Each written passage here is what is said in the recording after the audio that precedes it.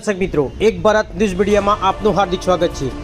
વડાલી તાલુકામાં આવેલું મોરજેર મહાદેવનું મંદિર આસ્થાનું કેન્દ્ર બન્યું। શ્રાવણ માસ એટલે ભગવાન ભોળાનાથની ભક્તિ અને આરાધનાનો પવિત્ર માસ।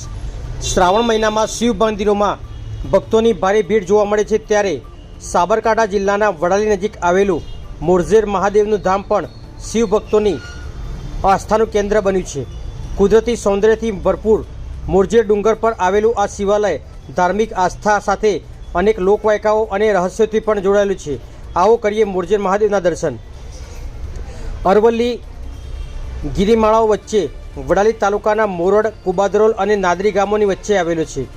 મોરજેર ડુંગર વડાલીથી આશરે 10 કિલોમીટરના અંતરે આવેલો આ ડુંગર ચોમાસામાં પણ જાણે 16 કલાએ ખીલી ઉઠે છે। ચારો તરફ લીલાછમ ચાદર વચ્ચે આસ્થાનું ધામ મોરજેર મહાદેવ।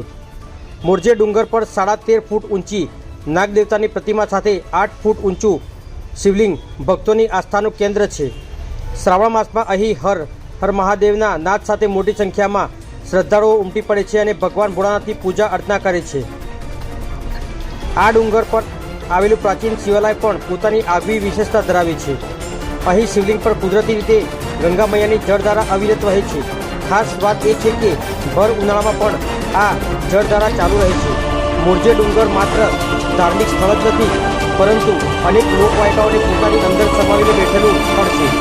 આ સ્થળને સ્થાનિક લોકો ગઢોર બાવજીના નામે પણ ઓળખે છે।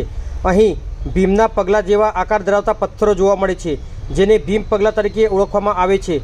ડુંગર પર આવેલી ગુફાઓ પણ લોકોમાં કુતૂહલતા જણાવે છે। બ્યુરો રિપોર્ટ, વિશાલ ચૌહાણ, સાબરકાંઠા।